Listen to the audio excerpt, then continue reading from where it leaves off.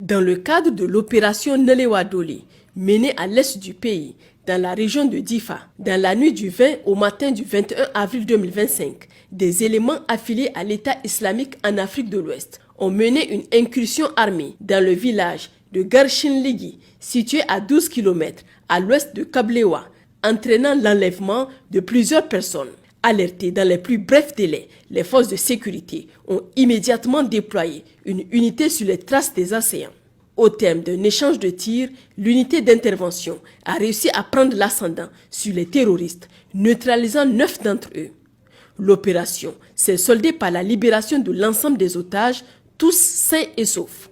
Par ailleurs, un important lot de matériel ennemi a été saisi, comprenant 8 fusils d'assaut AK-47 avec le chargeur approvisionné, 20 bidons d'essence utilisés pour ravitailler leurs moyens de déplacement, ainsi que 2 grands sacs contenant des produits pharmaceutiques. Dans la région de Tillabéri, dans le cadre de l'opération NIA, les forces de défense et de sécurité poursuivent leurs actions de sécurisation sur la rive droite du fleuve Niger. Les patrouilles engagées sur le terrain continuent de faire face à des menaces persistantes, notamment liées à l'utilisation d'engins explosifs improvisés par les groupes criminels. Le lundi 21 avril 2025, un détachement en mission entre Tamou et Saï a été la cible d'un engin explosif improvisé. L'explosion a légèrement blessé 3 soldats rapidement pris en charge par les équipes médicales. L'un des véhicules de la patrouille a également subi des dégâts matériels mineurs sans compromettre sa mobilité. Le lendemain, mardi 22 avril, une autre patrouille a découvert dans la zone de Makalondi un engin explosif improvisé sur la route nationale numéro 6. Au niveau de l'embranchement de Diepenga, l'engin a été neutralisé en toute sécurité par les spécialistes du génie militaire, évitant ainsi un potentiel drame contre les usagers de la route ou les patrouilles militaires. Dans la même région, sur la rive gauche du fleuve, les forces de défense et de sécurité ont conduit avec efficacité 2 opérations distinctes dans les secteurs d'Inates et de Sanam, les 21 et 22 avril 2025. Ces interventions s'inscrivent dans le cadre des efforts soutenus de sécurisation et de lutte contre les groupes armés criminels dans ces zones frontalières sensibles.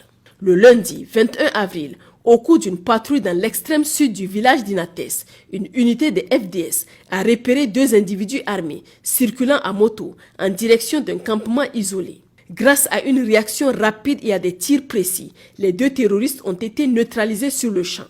À proximité immédiate, un abri servant de point d'observation a été localisé et détruit. L'exploitation du téléphone portable récupéré sur l'un des assaillants a permis de découvrir des images compromettantes les montrant en tenue de combat et en possession d'armes de guerre, confirmant leur appartenance à un groupe armé criminel actif dans la région.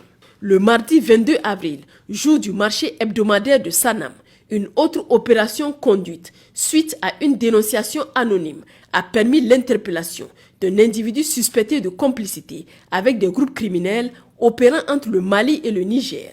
Selon les premiers éléments, l'intéressé aurait pris part à plusieurs enlèvements de bétail, notamment dans la localité d'Ayawa, au cours de la nuit du 18 au 19 avril. Il a été remis aux services compétents pour approfondissement de l'enquête en vue de confirmer les faits qui lui sont reprochés et de déclencher, le cas échéant, des poursuites judiciaires conformément à la législation en vigueur.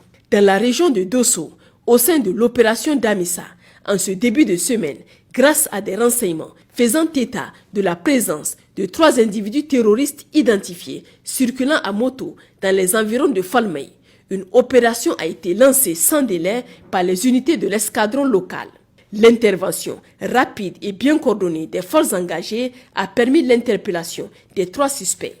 La fouille de leurs effets personnels a permis de découvrir plusieurs objets à caractère compromettant, immédiatement remis à la gendarmerie de Falmey pour exploitation et poursuite des enquêtes. Dans la région d'Agadez continue de faire face à des défis sécuritaires marqués par des activités criminelles et des trafics illicites. 2 incidents distincts survenus les 22 et 23 avril 2025 mettent en évidence la vigilance des forces de sécurité. Le 22 avril 2025, lors d'un contrôle de routine à Ader Bissinat, les éléments de la brigade d'intervention et de recherche d'Agadez ont intercepté un véhicule de transport en commun de type Hiace, immatriculé BA 1659 RN, transportant clandestinement un lot important d'explosifs. La fouille du véhicule a permis la découverte de 5 sacs contenant chacun 400 bâtons de dynamite, soit un total de 2000 bâtons. Dans la même nuit du 22 avril, aux environs de 23 heures, un véhicule Hilux double cabine en provenance de Seguidine et se dirigeant vers Agadez a été pris pour cible par des individus armés à environ 126 km du site de Puy-Espoir. L'attaque a coûté la vie au conducteur du véhicule tandis qu'un passager a été blessé par balle au bras. Le véhicule, avec les rescapés, a réussi à rejoindre Puy-Espoir dans la matinée du 23 avril aux environs de 10 heures. Le blessé a immédiatement été pris en charge par l'infirmerie du détachement militaire sur place. Une enquête a été ouverte par la brigade de la gendarmerie nationale de Bilma pour faire toute la lumière sur cet acte criminel.